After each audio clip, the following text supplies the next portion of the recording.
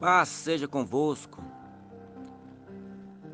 Eu lhe abençoo em o nome de Jesus Cristo.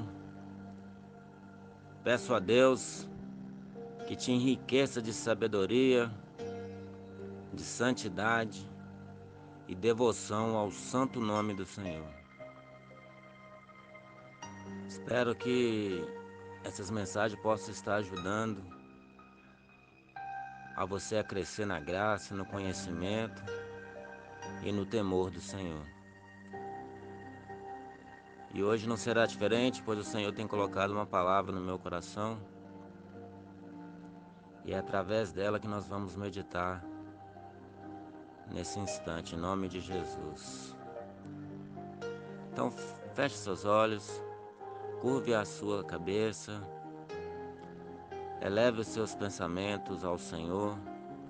Vamos falar com Deus nesta hora, em nome de Jesus. Grande Deus e eterno Pai, em nome de Jesus Cristo, seu Filho amado, nos colocamos agora na Tua presença, primeiramente para agradecer ao Senhor por mais um dia de vida, agradecer ao Senhor pela nossa família, pela nossa casa, pela nossa saúde, pelos livramentos que o Senhor tem nos dado, até mesmo aqueles que nós não percebemos. Perdoe-nos, porque muitas das vezes somos ingratos, porque o Senhor opera tantas maravilhas em nossas vidas e muitas das vezes não agradecemos ao Senhor, porque mesmo sem merecer, o Senhor tem derramado a sua misericórdia sobre as nossas vidas.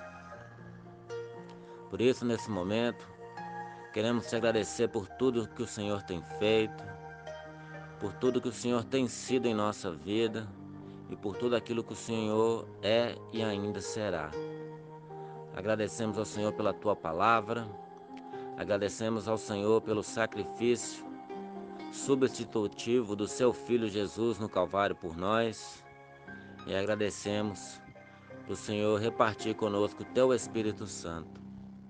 Te agradecemos, Pai, em nome de Jesus Cristo. Que assim seja. Amém. E graças a Deus. Mais uma vez, eu gostaria de estar trazendo uma palavra de Deus para os nossos corações. Desde já eu gostaria de te pedir que você estivesse bem atento ao que será tratado, porque é um tema difícil, é uma doutrina difícil de se fazer ser entendida. Mas procurarei usar termos simples, de fácil acesso, de fácil compreensão, para que possamos absorver tudo aquilo que o Senhor quer falar conosco, tá bom? A palavra de Deus que nós vamos partilhar neste momento se encontra no livro do profeta Zacarias, no capítulo de número 3, dos versículos 1 ao versículo 4, os quais eu passo a ler nesse instante. Então fique atento, vamos fazer a leitura.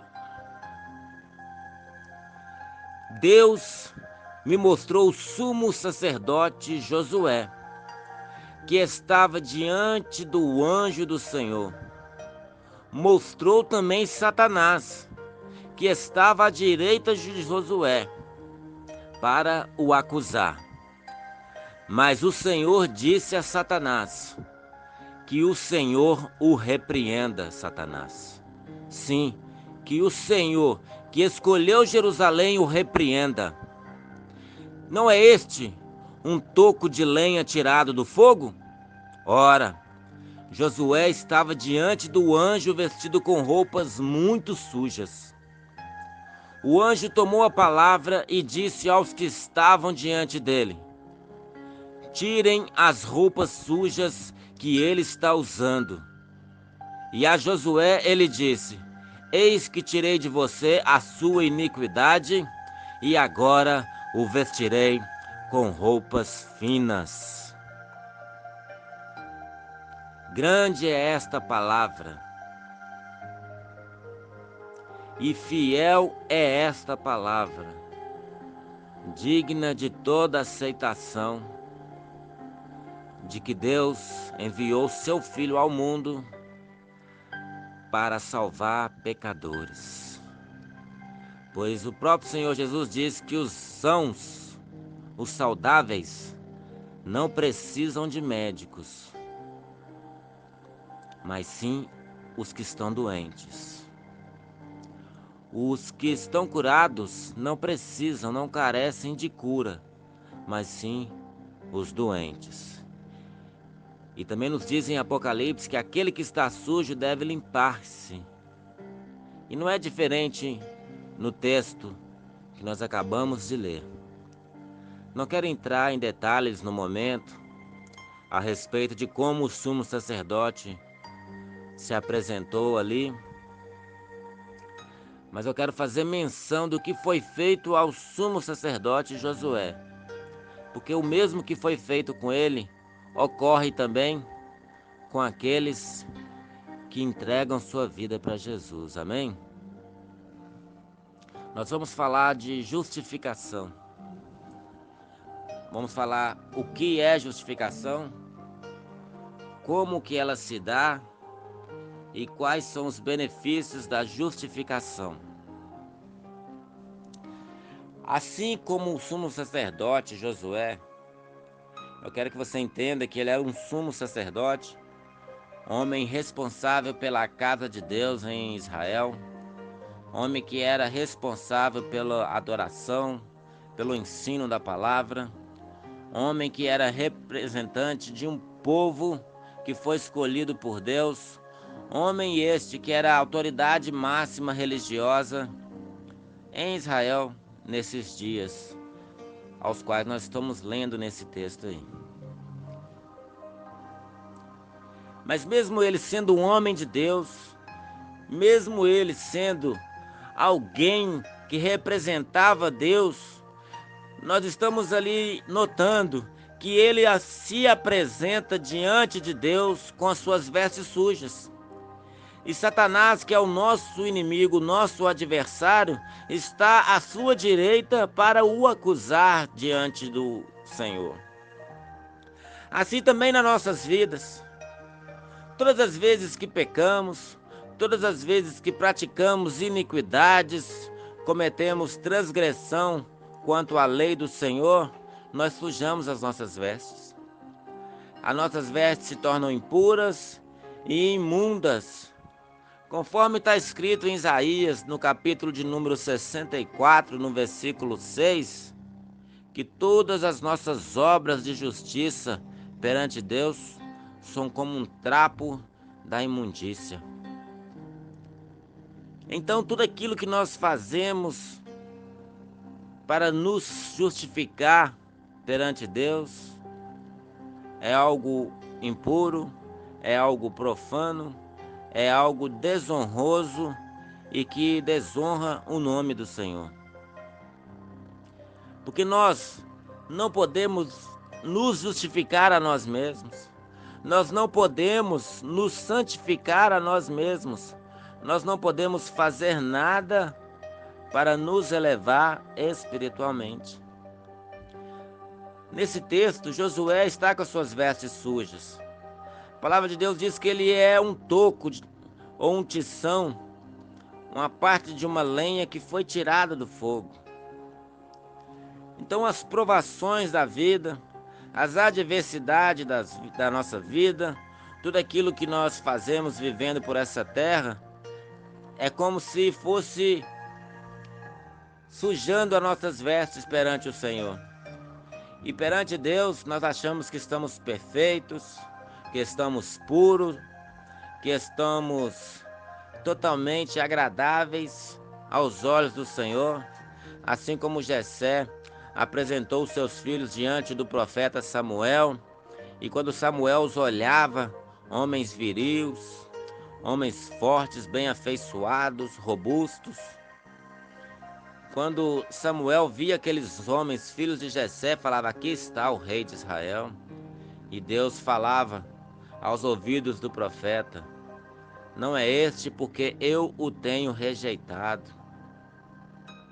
Então, muitas das vezes, assim como Jessé apresentou seus filhos ali, achando que aqueles filhos eram perfeitos aos olhos do Senhor, muitas das vezes nós também achamos que estamos perfeitos aos olhos do Senhor, e o Senhor olha para nós e vê que há em nós iniquidades, há em nós transgressões, há em nós pecados, rebeliões, há em nós todo tipo de obra da carne, de obras tenebrosas.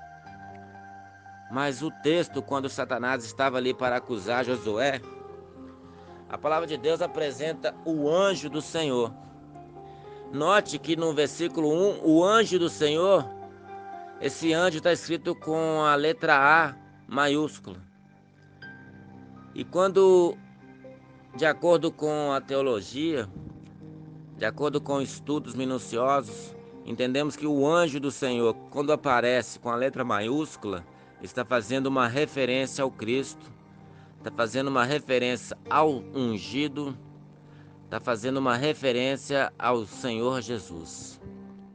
Como ainda não era o tempo do verbo se fazer carne, se encarnar e vir aqui na terra, o Senhor dava o ar da sua graça como um anjo. Ele aparecia como um anjo. E aqui nesse texto não é diferente. Mas diante do Senhor, à direita de Josué, apareceu também Satanás para os acusar. Assim, dia e noite, Satanás nos acusa diante de Deus. Satanás aponta para a humanidade, fazendo um escárnio, falando: olha lá, Jesus, não foi por eles que você morreu naquela cruz? Olha o que eles estão fazendo. Olha o que eles estão fazendo na tua casa. Olha que aquele homem, aquela mulher que se dizem pastor, pastora, estão fazendo na sua casa. Olha lá que aquela equipe que se diz ser ministério de louvor, olha o que eles estão fazendo às escondidas. Olha lá o que esse povo está fazendo dentro da sua casa. Olha o que eles estão fazendo com o seu sangue que você derramou, Jesus. E assim Satanás vai nos acusando dia e noite perante o Senhor. Olha lá aquela raça humana ao qual você desceu para morrer, para ser sacrificado por eles. Olha como eles desonram o seu nome. Olha como eles fazem com a cruz com que você foi sacrificado. E assim Satanás vai nos acusando dia e noite. Eu não quero aqui perder muito tempo usando termos com quais Satanás pode usar para nos acusar. Mas queremos nos apegar àquilo que o Senhor fez com Josué. Josué estava sujo? Estava. Josué tinha sido tirado do fogo? Sim. Deve ser difícil entender como assim tirado do fogo.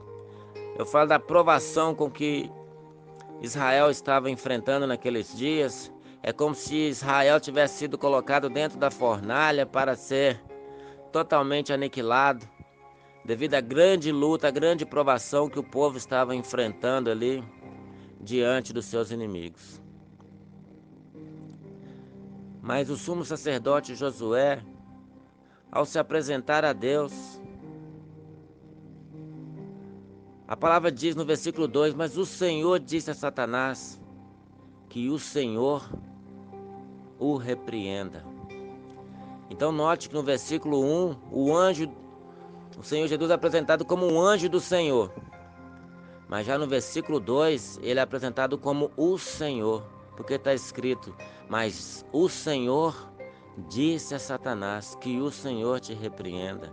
É o mesmo que dizer que o Senhor Jesus disse a Satanás que meu Pai te repreenda.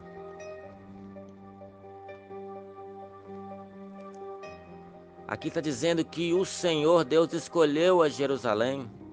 Não foi Israel que se escolheu a si mesmo, mas é Deus que separou Israel. Deus separou, escolheu Jerusalém para ser o Deus dessa santa cidade, desse santo povo. A palavra de Deus nos diz, no versículo 3, que Josué estava diante do anjo vestido com roupas muito sujas. E o anjo tomou a palavra e disse aos que estavam diante dele.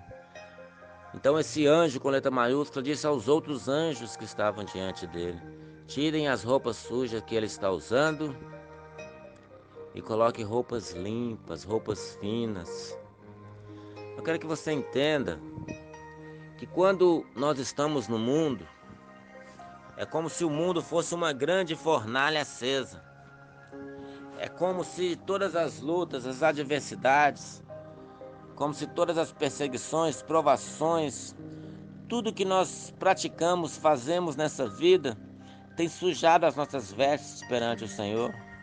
Porque tudo aquilo que praticamos longe de Deus, longe da presença do Senhor Jesus,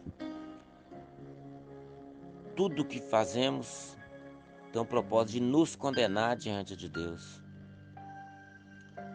Porque é como se nós quiséssemos fazer algo maior do que Deus propôs para nós na cruz do Calvário. Quando você, às vezes, está fazendo uma obra de caridade para uma pessoa, mas esta obra não está sendo feita em nome de Deus, é como se você dissesse para Deus que você também sabe fazer coisas boas melhor do que Ele.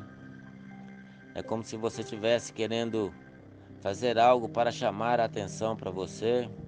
Assim como acontece hoje nas redes sociais, você vê no YouTube, você vê no Facebook, Instagram, pessoas vai na rua dar um prato de comida para um mendigo e tira uma foto mostrando que ele está fazendo algo para o mendigo, mas na verdade ele não está fazendo nada para o mendigo, ele está fazendo para ele mesmo, para ele ser visto, para receber curtidas, likes, views, visualizações, compartilhamentos.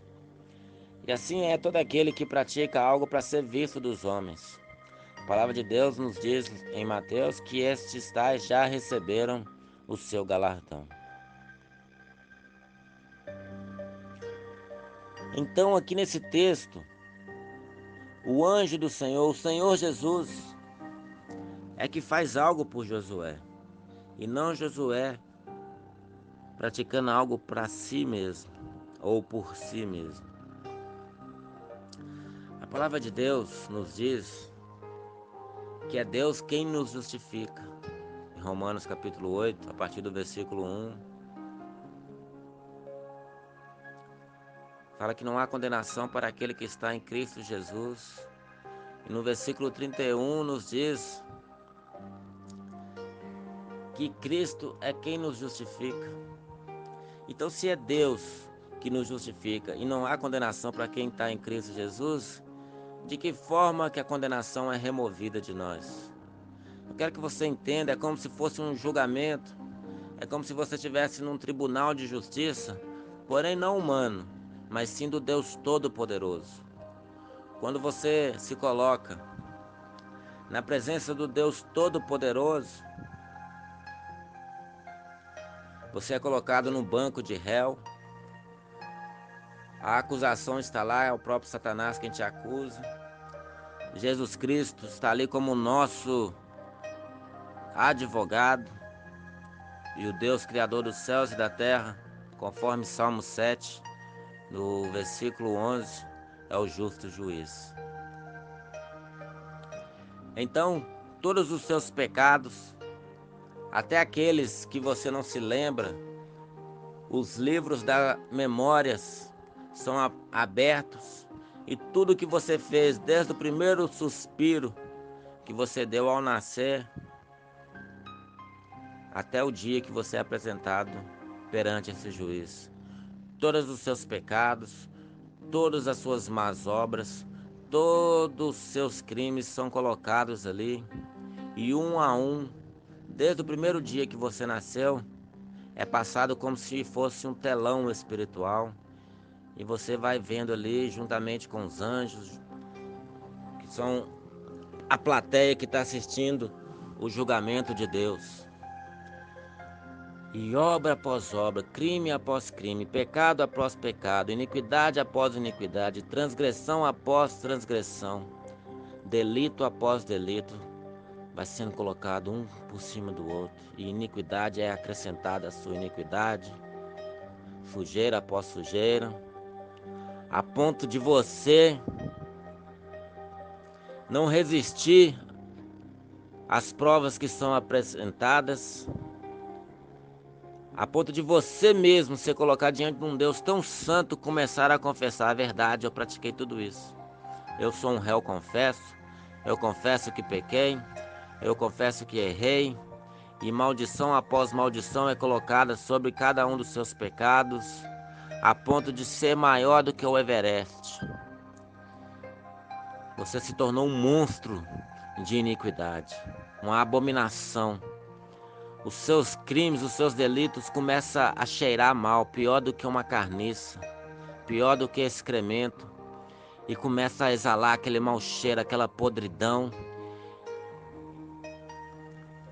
E você sabe que a condenação é um inferno eterno, aonde os vermes nunca morrem, o fogo nunca se apaga e a fumaça do seu tormento é de eternidade a eternidade. E você começa a temer pela sua condenação. E Satanás já rindo, esfregando uma mão na outra ali, imaginando que mais uma alma será condenada. Mas diz a palavra de Deus que o seu advogado tem a sua defesa pronta. Depois do promotor de acusação Satanás sair diante do juiz, Jesus Cristo, o justo, se levanta e começa a fazer a apelação ao juiz de toda a terra. E ele começa dizendo para o juiz a verdade que ele praticou tudo isso. É verdade que culpa sobre culpa é colocada sobre ele. É verdade que é uma abominação tudo isso que ele praticou, tudo isso que ele fez. Mas eu quero agora te mostrar algo, ó Senhor juiz, meritíssimo.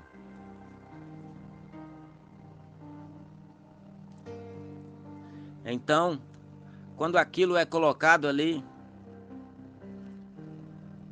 o próprio Deus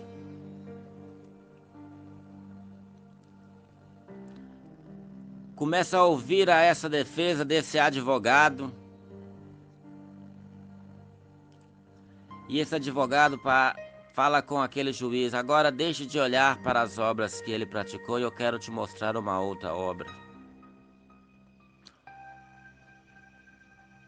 E o Senhor Jesus Cristo mostra o jardim do Getsêmani, quando esse mesmo advogado, mas não na posição de advogado ali, mas na posição de sacerdote, de sumo sacerdote, na verdade, começa no jardim a interceder por ele, a interceder por este culpado que está sentado na cadeira. E esse juiz vai vendo essa obra que esse intercessor, sumo sacerdote, estava fazendo, a ponto de orar e começar a suar gotas de sangue, e intercedendo. E o próprio Cristo fala com esse juiz: acaso não foi o Senhor mesmo que me deu esta vida antes mesmo dele nascer?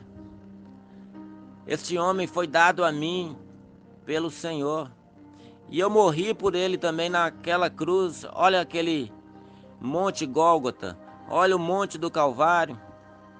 Então esse juiz começa a assistir a crucificação. Ele vê antes ali as chicotadas, os açoites, a coroação de espinhos, as varas que açoitaram o corpo do Cristo, o seu corpo sendo moído, retalhado por essa vida. E assim Cristo é golpeado várias vezes, açoitado muitas das vezes.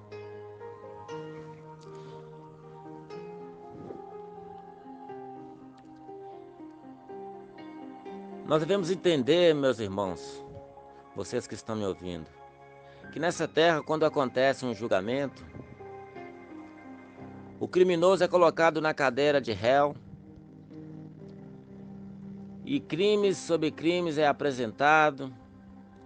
Nós temos o advogado de defesa, o promotor de acusação, temos o juiz, as testemunhas, temos os jurados. E aquele homem só pode sair daquela cadeira de réu para dois caminhos: ou para ser condenado de acordo com a sentença do juiz, ou ser absolvido declarando a inocência dele. Mas veja que no tribunal de Cristo, toda a raça humana é culpada pelo pecado. Ninguém pode ser inocentado porque todos foram culpados. A não ser que, assim como o julgamento aqui na terra, esse homem é inocentado depois de muitas provas, comprovações, testes, exames, corpo de delito, DNA e por aí vai. Mas no céu é diferente, meus irmãos, porque o nosso juiz, ele assiste todas as coisas, todas as obras são arquivadas no céu, nos livros das memórias. Então, como escapar de um julgamento como este? Aqui na terra o homem só pode ser inocentado para poder ser livre. Mas diante de Deus ninguém pode ser inocentado porque todos são culpados. Então, a palavra de Deus nos diz que antigamente, na terra, um rei podia decretar liberto este culpado de um crime, poder ser perdoado, e assim ele era colocado em liberdade. E na nossa história há também julgamentos onde os monarcas soberanos, os reis e rainhas, podia perdoar a dívida de um homem ou a culpa de um homem. Perdão, a dívida. Podia ser perdoado os seus crimes, os seus delitos, mas a culpa deste homem permanecia sobre ele perante a sociedade. Todas as pessoas olhavam para ele: está aí alguém que foi perdoado pelo rei, pela rainha. Ele foi perdoado, mas ele é culpado deste crime. Então ele não tinha mais lugar na sociedade, ele ia viver nas florestas ou nas montanhas. Mas diante do nosso Deus, há um modo aonde nós podemos ser, além de ser inocentados, a culpa também é toda removida. Quando Cristo toma o nosso lugar, indo naquela cruz, morrendo naquela cruz, nós somos inocentados pelo sangue de Jesus e a culpa também é totalmente removida de nós, porque a nossa culpa é removida de nós e colocada sobre os ombros de Cristo. Então há uma transferência de culpa. A nossa culpa é transferida para Cristo e toda a justiça e a pureza de Cristo é transferida para nós. Há uma inversão de valores, há uma troca de lugares, há uma substituição de crimes e substituição de inocência. Então, quando Cristo assume o nosso lugar, é removido de nós os nossos crimes, os nossos delitos, e a nossa culpa é colocada toda sobre Cristo. Já os benefícios de Cristo, a sua santidade, a sua inocência, é totalmente transferida dele e colocada sobre nós. Se Deus remove de nós, ele tem que cobrar daquele que assumiu a culpa, assumiu as dívidas, no caso Cristo. Cristo assumiu o nosso lugar, então ele assumiu também a nossa culpa. Por isso é que ele foi condenado à morte, por isso ele morreu, por isso todas as maldições que estavam sobre nós também foi colocadas sobre ele e foram totalmente aniquiladas na cruz do Calvário. Então, se o Pai, o juiz, cobra de Cristo as dívidas que eram nossas, por ele ser um justo juiz, ele não vai cobrar de novo de nós, porque já foram cobradas em Cristo. Se nós hoje entregamos a nossa vida para Jesus, tudo já foi pago por ele, a não ser que ainda não entregamos a nossa vida para Jesus. Ainda então permanece sobre nós a culpa e a dívida. Mas se hoje entregamos a nossa vida para Jesus, tudo isso é removido de nós, é retirado de nós e é tudo colocado sobre Cristo e é tudo aniquilado na cruz de Cristo. E então, assim como Josué recebeu novas vestes, assim também é colocada sobre nós vestes novas, vestes de louvor, vestes de alegria, vestes de santidade. Então, se você está entendendo que você ainda não dedicou, não entregou sua vida para Jesus, ainda há um tempo para você. Porque se você está ouvindo, esse é o tempo que Deus escolheu para que você ouvisse esta mensagem, para que você dedicasse a sua vida para o Senhor, para Ele, para que através dele você vivesse. Assim como Josué foi retirado toda a iniquidade dele, assim também é retirado de nós toda a iniquidade. Assim como Josué foi vestido com roupas finas, assim também nós somos vestidos de linho finíssimo. E assim, toda a sujeira que estava sobre nós é removida e há uma nova veste colocada sobre nós. A santidade que Jesus viveu nela também é colocada sobre nós. E assim nós somos feitos uma nova pessoa diante de Deus. Uma nova história é escrita em nossas vidas e nós possamos ter essa convicção, essa certeza de que se um dia partirmos dessa vida, ou seja, por meio da morte ou por meio do arrebatamento, estaremos junto com Ele para todo sempre. Porque essa é a promessa de Deus.